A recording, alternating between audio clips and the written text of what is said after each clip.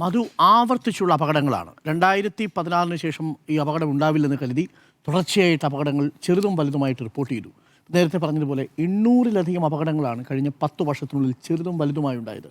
ചിലയിടങ്ങളിൽ വലിയ ഗുരുതരമായ പരിക്കില്ലെന്നേ ഉള്ളൂ. പക്ഷെ അപ്പോഴൊക്കെ അപകടങ്ങൾ അവിടെയും ഇവിടെയും ഒക്കെ ഉണ്ടാവുന്നുണ്ട്. പാഠം പഠിക്കണ്ടേ? തീർച്ചയായും അതിനേറെ വൈകിയിട്ടുണ്ടെങ്കിലേ ഉള്ളൂ. ഞാൻ തുടങ്ങുന്നത് കുറച്ചു മുമ്പ് സുഭദ്ര എന്നൊരു സ്ത്രീ നമ്മളോടൊപ്പം ഡിബേറ്റ് വിത്ത് മാധു സജിയിലിരുന്നു. ഞാൻ അന്വേഷിച്ചപ്പോൾ 500 രൂപയാണ് അവരുടെ ഒരു ദിവസക്കൂലി എന്ന് പറയുന്നത്. 500 രൂപ. വയോധികകളായ മനുഷ്യന്മാർ, പ്രായമായവർ, അവിടെ ഇരുന്ന് മാത്രം ജോലി ചെയ്യാൻ കഴിയുന്നവർ, അങ്ങനെയുള്ളവരൊക്കെയാണ് ഇപ്പോൾ ഈ ഒരു അപകടത്തിൽ എന്നുള്ളത് മാത്രമല്ല, ഈ മേഖലയിൽ ജോലി ചെയ്യുന്നവർ. എന്തുകൊണ്ടാണ്? കുറഞ്ഞ പണം കൊടുത്താൽ മതിയെന്നാണ്. ഒരു ഇതര സംസ്ഥാന തൊഴിലാളി ഇവിടെ വന്ന് വലിയ ശാരീരിക അധ്വാനം ആവശ്യപ്പെടുന്ന ഒരു ജോലി ചെയ്യണമെങ്കിൽ 900 രൂപ 1000 രൂപ കൂലി കൊടുക്കണം. ഇത് എത്രമേൽ അപകടകരമായ സാഹചര്യം ഉണ്ടാക്കുന്ന ഒരിടത്താണ് ഈ ആളുകളെ ഉപയോഗിച്ച് ജോലി ചെയ്യിക്കുന്നത് എന്നുള്ളത് നമ്മൾ ആലോചിക്കേണ്ട ഒരു കാര്യമാണ്. ഞാൻ സത്യമായും അവരങ്ങനെയൊക്കെ ആയിരിക്കും പറയുന്നത് എന്ന് വിചാരിച്ചില്ല കേട്ടോ. ഞാൻ ചോദിക്കുമ്പോൾ അവർക്ക് ഗ്ലൗസ് ഇടണമെന്ന് അവരോട് ആരും പറഞ്ഞിട്ടില്ല, മാസ്ക് വെക്കണമെന്ന് അവരോട് ആരും പറഞ്ഞിട്ടില്ല. അങ്ങനെയൊന്നുമില്ല. ഞങ്ങളാകെ ഈ ടാർപോളിൻ ഷീറ്റിലേക്ക് പൊടി വീഴാതിരിക്കാനുള്ള ശ്രദ്ധ അങ്ങനെ വേണമെന്ന് പറഞ്ഞിട്ടുണ്ട് എന്നുള്ളതാണ്. നോക്കൂ, ഈ ശിവകാശിയിലെ ഫയർ വർക്ക് റിസർച്ച് സെന്ററിൽ പോയി പരിശീലനം നേടിയ ആളുകളെ ആണ് നിയമപ്രകാരം ഈ കാര്യങ്ങൾക്ക് ഉപയോഗിക്കേണ്ടത് എന്നുള്ളതാണ്. പക്ഷെ അവർ 500 രൂപയ്ക്ക് ജോലി ചെയ്യാൻ കിട്ടില്ല. അപ്പം ഏറ്റവും ചീപ്പായ ലേബർ വേണം എന്ന അത്യാഗ്രഹത്തിൽ നിന്നുകൂടിയാണ് ഈ മനുഷ്യർ അവിടേക്ക് ജോലി ചെയ്യാൻ നിയോഗിക്കപ്പെടുന്നത്. ഞാൻ ഇതിൽ എന്തെങ്കിലും തരത്തിലുള്ള പരിശീലനം കിട്ടിയിട്ടുണ്ടോ എന്ന് ചോദിച്ചപ്പോൾ എന്നോട് പറഞ്ഞത്, ഒരു തവണ കാണിച്ചു തരും. ഒന്ന് ആലോചിച്ച് നോക്കൂ, ഒരു തവണ കാണിച്ചു തന്നാൽ പഠിക്കാൻ കഴിയും എന്ന് അവർ വിചാരിക്കുകയാണ്.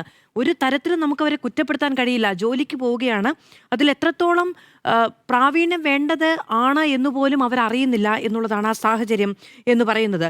നോക്കിപ്പം ഈ ഈ രണ്ടിനെയും നമ്മൾ രണ്ടായി കാണണം. ഇപ്പോൾ തൃശ്ശൂർ പൂരം നടക്കുന്നയിടത്ത് അവിടെ ആ പ്രദർശന ലൈസൻസ് ആണ് വേണ്ടത്. അത് സാധാരണഗതിയിൽ 1 മണിക്കൂർ മുമ്പാണ് കിട്ടുക എന്ന് ഇപ്പോൾ ദേവസ്വം അധികൃതർ നൽകിയ വിശദീകരണത്തിൽ പറയുന്നുണ്ട്. അത് അങ്ങനെയാണോ നടക്കേണ്ടത് എന്നത് ചിന്തനീയമാണ്. എന്നിരുന്നാൽ പോലും പക്ഷേ ഇത് രണ്ടും നമ്മൾ രണ്ടായിട്ട് കാണണം. ഒന്ന് പ്രദർശനം നടത്തുന്ന ഇടമാണ്, ഒന്ന് ഇത് നിർമ്മിക്കപ്പെടുന്ന ഇടമാണ്. പ്രദർശനം നടത്തുന്ന ഇടത്ത് 100 കണക്കിന് 1000 ആളുകൾ അതിൻ്റെ ഏറ്റവും അടുത്ത് 100 മീറ്റർ വരെ അടുത്ത് പോയി നിൽക്കുന്ന സാഹചര്യമാണ്. ഏതൊരു അപകടവും വലിയ ആൾക്കൂട്ട മരണത്തിന് വരെ കാരണമാകാൻ കഴിയുന്ന സാഹചര്യം ഉണ്ടാകുന്നുണ്ട്. അത് ആന എഴുന്നള്ളിക്കുമ്പോഴാണെങ്കിലും അങ്ങനെ തന്നെയാണ്. അതുപോലെ തന്നെ നിർമ്മിക്കപ്പെടുന്ന ഇടം, ഇത് ഇന്നലെ ഞാൻ ആലോചിച്ചു, ഇതൊരു ഒറ്റപ്പെട്ട തുരുത്താണ്. അവിടേക്ക് പോയി നിൽക്കുന്നത് കൊണ്ടാണ് ഇത്തരത്തിലുള്ള അപകടത്തിൻ്റെ വ്യാപ്തി കുറഞ്ഞത് എന്ന റിപ്പോർട്ടുകളുണ്ടായിരുന്നു. ശരിയാണ്. പക്ഷെ അതേ ഇടത്തേക്കൊന്ന് എത്തിപ്പെടാൻ വേണ്ടി സാധാരണ ഒരു വഴി മാത്രമാണുള്ളത്. സാധാരണ ഒരു വഴിയുണ്ട്, പക്ഷെ സാധാരണ കാര്യമല്ല അവിടെ ചെയ്യുന്നത്. അവിടെ അപകടം വന്നാൽ അവിടേക്ക് ധാരാളം അഗ്നിശമന വാഹനങ്ങൾ, ധാരാളം ആംബുലൻസുകൾ, ധാരാളം രക്ഷാപ്രവർത്തകർ, അവരുടെ വാഹനങ്ങൾ, ഇതൊക്കെ എത്തിച്ചേരാനുള്ള സംവിധാനം വേണം എന്നാണ് നിഷ്കർഷ.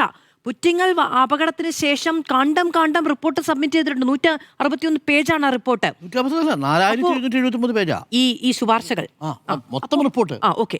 അപ്പോൾ അതിൽ തന്നെ നിർദ്ദേശിക്കുന്ന പല കാര്യങ്ങളുണ്ട്. പക്ഷെ അതിൽ എത്ര നടപ്പിലാക്കിയിട്ടുണ്ട് എന്നത് നമ്മൾ പരിശോധിക്കേണ്ടതുണ്ട്.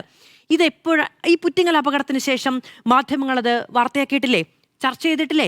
സർക്കാർ വാർത്തയാക്കിയിട്ടില്ലേ, ചർച്ച ചെയ്തിട്ടില്ലേ? കേന്ദ്ര സർക്കാരിലേക്ക് റിപ്പോർട്ടും നൽകിയിട്ടുണ്ട്. പക്ഷേ ഇതൊന്നും നടപ്പിലാകുന്നില്ല എന്ന ഇടത്താണ് എനിക്കൊരു ചോദ്യം ചോദിക്കാനുള്ളത്. ഇപ്പോൾ ജനപ്രതിനിധികളടക്കം ചേർന്നിരുന്ന് ചർച്ച നടത്തുന്നുണ്ട്, തീരുമാനമെടുക്കുന്നുണ്ട്. ഉദ്യോഗസ്ഥർ ഇവിടം സന്ദർശിക്കണമെന്ന നിഷ്കർഷയുണ്ട്. ഇത്രയധികം എക്സ്പ്ലോസീവ്സ് അവിടെ കൂട്ടിയിട്ടുണ്ട് എങ്കിൽ അവിടെ സുരക്ഷാ മാനദണ്ഡങ്ങൾ പാലിക്കപ്പെടുന്നുണ്ട് എന്ന് ഉറപ്പുവരുത്തേണ്ടത് ആരാണ്? ഈ ഒരു അപകടം ഉണ്ടായിട്ട് ജുഡീഷ്യൽ അന്വേഷണം നടത്തുക എന്നത് ഒരു എളുപ്പ പ്രക്രിയയാണെന്നേ. ഈ CN രാമചന്ദ്രൻ നായർ എന്ന റിട്ടയർഡ് ജസ്റ്റിസ് എത്ര അന്വേഷണം നടത്തിയിട്ടുണ്ട്? അദ്ദേഹം ഒരുപാട് കാര്യങ്ങൾ അന്വേഷണം നടത്തിയിട്ടുണ്ട്. വിഴിഞ്ഞത്ത്, മുനമ്പത്ത്, ശമ്പള കമ്മീഷനുമായി ബന്ധപ്പെട്ട് ഇങ്ങനെ പല അന്വേഷണങ്ങൾ നടത്തിയിട്ടുണ്ട്. എന്തിനാണ് ജുഡീഷ്യൽ കമ്മീഷൻ അന്വേഷണം ആദ്യഘട്ടത്തിൽ തന്നെ പ്രഖ്യാപിക്കപ്പെടുന്നത്? നടത്തിക്കോട്ടെ, പക്ഷേ അവർക്ക് എന്തെങ്കിലും തരത്തിലുള്ള അധികാരമുണ്ടോ?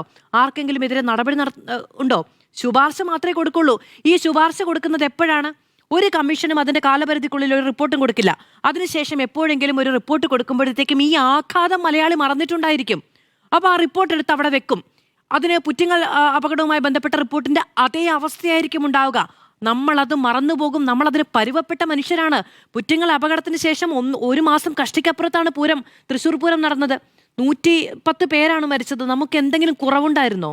ഇല്ല. അപ്പൊ ഈ പറയുന്ന 10 പേരുടെ മരണവുമായി ബന്ധപ്പെട്ടും നമുക്കൊരു കുറവും ഉണ്ടാകില്ല. ഇപ്പം വെടിക്കെട്ട് വേണ്ടതില്ല എന്നൊരു തീരുമാനം ഇപ്പോൾ വന്നിരിക്കുന്നു എന്നാണ് അറിയുന്നത്. അപ്പോഴും ഇത് നോക്കൂ, ഇപ്പം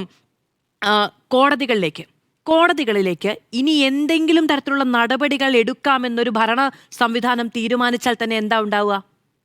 നേരെ കോടതിയിൽ പോകും. കോടതിയിൽ പോയി ഒരു സ്റ്റേ വാങ്ങും, അല്ലെങ്കിൽ കോടതിയിൽ നിന്ന് പ്രത്യേക അനുമതി വാങ്ങും. ഇത് നടപ്പിലാക്കുമെന്നുള്ളതാണ്. അപ്പോൾ ഭരണകൂടത്തിന് ആർജവം ഉണ്ടായിട്ടോ ഇച്ഛാശക്തി ഉണ്ടായിട്ടോ പോലും ഇവിടെ കാര്യമില്ല. കോടതികളിൽ നിന്ന് പെട്ടെന്ന് അനുകൂലമായ തീരുമാനമെടുത്ത് ഇതിവിടെ നടപ്പിലാകുക തന്നെ ചെയ്യും. അതുകൊണ്ട് തന്നെ ഇതിൽ വളരെ കൃത്യമായ ചർച്ചയും കോടതികൾ തന്നെ അത് മുഖവിലേക്ക് എടുക്കേണ്ടതുമുണ്ട്. സാങ്കേതികമായ കാര്യങ്ങൾക്കപ്പുറത്ത് വളരെ അപകടകരമാകുന്ന സാഹചര്യങ്ങളിലേക്ക് മനുഷ്യനെ തള്ളിവിടുന്ന അവസ്ഥയിൽ ഉള്ള സാഹചര്യമാണെങ്കിൽ അതിനെ നിരോധിക്കുക തന്നെ വേണം. നോക്കൂ, ലോകം ഒരുപാട് പുരോഗമിച്ചിട്ടുണ്ട്.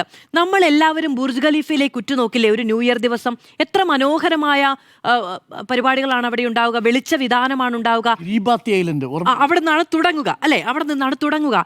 ഇതൊക്കെ ഈ നാട്ടിൽ നടക്കുന്ന സമയത്താണ് നമുക്ക് ചെവി അടയ്ക്കുന്ന തരത്തിലുള്ള ശബ്ദം വേണ്ടത്, നമുക്ക് കണ്ണ് മിഞ്ചുന്ന തരത്തിലുള്ള പ്രകാശം വേണ്ടത്. അതൊക്കെ വേണം. പക്ഷെ അതിന് നമുക്ക് മനുഷ്യരെ കുരുതി കൊടുക്കാൻ കഴിയില്ല എന്നൊരു തീരുമാനം വേണ്ടതുണ്ട് എന്നതാണ്. ജുഡീഷ്യൽ കമ്മീഷൻ അന്വേഷണത്തിലേക്ക് പോകുമ്പോഴുള്ള എളുപ്പവഴി എന്താണെന്നറിയോ? ഒരൊറ്റ മനുഷ്യർക്കെതിരെ, ഉദ്യോഗസ്ഥർക്കെതിരെ നടപടി ഉണ്ടാകില്ല എന്നുള്ളതാണ്. കാരണം ഇതിൽ പ്രാഥമികമായി പരിഗണിക്കേണ്ടത് എന്താണ്? അവിടെ സുരക്ഷാ ചുമതലയുള്ള സുരക്ഷിതമായിട്ടാണ് ഇത് നടപ്പിലാകുന്നത് എന്ന് ഉത്തരവാദിത്വത്തോടെ ബോധ്യം ഉണ്ടാകേണ്ട ഉദ്യോഗസ്ഥർ അവിടെയുണ്ട്. അവർക്ക് ശമ്പളം കൈപ്പറ്റുന്നുണ്ട്. എളുപ്പമാണ്, മാപ്രകൾ തുടങ്ങിയിട്ടുണ്ട്, ആരെങ്കിലും ഒരാളെ കുരുതി കൊടുക്കാൻ എന്ന് ചർച്ച ചെയ്യാൻ എളുപ്പമാണ്. പക്ഷെ നോക്കൂ, നമുക്ക് സുരക്ഷയ്ക്ക് വേണ്ടിയിട്ടാണ് ഈ സംവിധാനങ്ങൾ, നമുക്ക് മനുഷ്യർക്ക് പ്രശ്നങ്ങൾ ഉണ്ടാകാതിരിക്കാൻ വേണ്ടിയിട്ടാണ് ഈ ജോലികൾ. അപ്പോൾ അവിടെ ആർക്കെങ്കിലും വീഴ്ചയുണ്ടെങ്കിൽ അത് അന്വേഷിക്കുക തന്നെ വേണം എന്നുള്ളതാണ്. ഇത് കളക്ടറാണ് അന്വേഷിക്കേണ്ടതെന്ന് ഹരീഷ് വാസുദേവൻ ഒരു പോസ്റ്റ് ഇട്ടിട്ടുണ്ടായിരുന്നു. പക്ഷേ കളക്ടറാണോ അന്വേഷിക്കുന്നത്? RDO ആണ് അന്വേഷിക്കുന്നത്. RDO അന്വേഷിക്കേണ്ടത് അപകടം ഉണ്ടായിട്ടുണ്ടെങ്കിൽ, മരണം ഉണ്ടായിട്ടുണ്ടെങ്കിൽ കളക്ടർ തന്നെ അന്വേഷിക്കണമെന്നാണ്. അപ്പോൾ ദുരന്ത നിവാരണത്തിന്റെ പ്രാഥമികമായ ഉത്തരവാദിത്തമുള്ള കളക്ടർക്ക് അതറിയാഞ്ഞിട്ടാണോ? അങ്ങനെ അറിയില്ലെങ്കിൽ പഠിക്കണമെന്നേ. അപ്പം അല്ലാതെ അവിടെ വന്നു നിന്ന് ഞങ്ങളെല്ലാം ചെയ്തിട്ടുണ്ട് എന്ന് പറയുകയല്ല.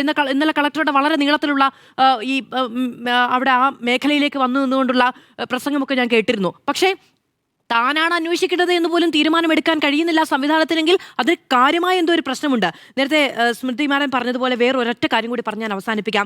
ഇൻസ്റ്റഗ്രാമിൽ ചില റീലുകൾ കഴിഞ്ഞ ദിവസങ്ങളിൽ തരംഗമാണ്. എന്താണെന്നറിയാമോ? പാത്രത്തിനുള്ളിൽ വെച്ച് പടക്കം പൊട്ടിക.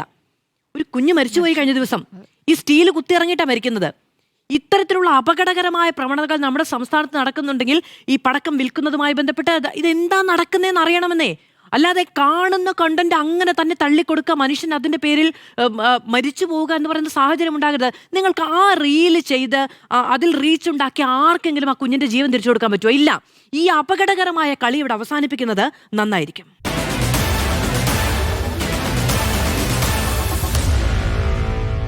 Meet the editors.